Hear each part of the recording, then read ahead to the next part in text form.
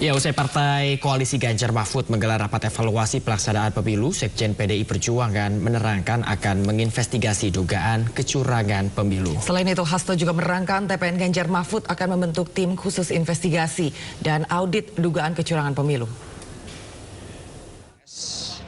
Tidak ditentukan oleh hasil quick count, tetapi melalui suatu proses rekapitulasi secara berjenjang, itu dari TPS bertingkat ke atas, sehingga seluruh saksi-saksi dari paslon 03 terus mengawal proses rekapitulasi itu, karena suara rakyat adalah suara Tuhan. Kemudian yang kedua, disampaikan berbagai temuan-temuan, baik yang disampaikan melalui para aktivis, para pejuang-pejuang pembela demokrasi terhadap kecenderungan terjadinya rekayasa pemilu yang terutama dilakukan secara sistematis dari hulu ke hilir.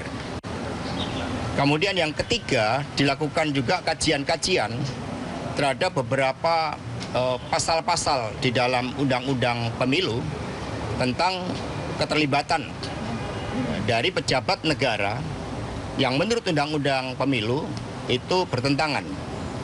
Dan kemudian dipaparkan seluruh aspek-aspek secara komprehensif dari hulu ke hilir, baik diawali dari rekayasa hukum di MK, kemudian di tengahnya itu berbagai bentuk intimidasi, penggunaan aparatur negara, kemudian politik anggaran yang secara nyata itu dipraktekkan untuk mendukung pasangan 02.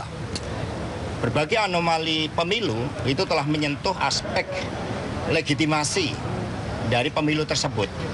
Nah, karena itulah kemudian yang keempat, dibentuk tim khusus untuk melakukan suatu audit forensik.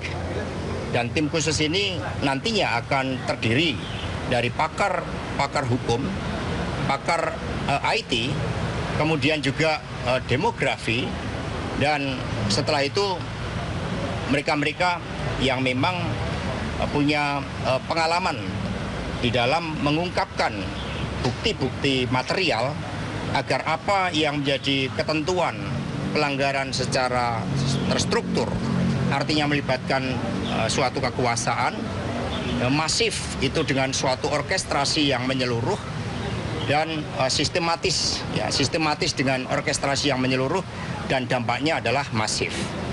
Ya, sehingga tim khusus ini segera dibentuk, nama-nama sudah dikumpulkan dari orang-orang yang punya kredibilitas tinggi dan juga punya suatu spirit di dalam menjaga marwah demokrasi yang berintikan kedaulatan rakyat, demokrasi yang ada etika politik, demokrasi yang tidak menghalalkan segala cara. Dan kita juga melihat bahwa berdasarkan analisis terhadap proses, memang ada beberapa elemen-elemen di dalam internal penyelenggara pemilu dan juga pengawas pemilu di dalamnya ada pelemahan-pelemahan secara sistematis pula. Demikian pokok-pokok dari rapat tadi, dan semua mencermati bahwa proses hukum ini harus dikedepankan karena kita negara hukum. Kemudian dikaji juga proses politik, baik yang ada di parlemen maupun juga proses-proses politik di dalam pencermatan terhadap seluruh tahapan pemilu itu sendiri. Kabarnya tim khusus yang tadi itu dibentuk isinya adalah orang-orang TPN dan partai politik atau juga ada dari masyarakat sipil, Mas? Tentu saja pergerakan masyarakat sipil ini independen.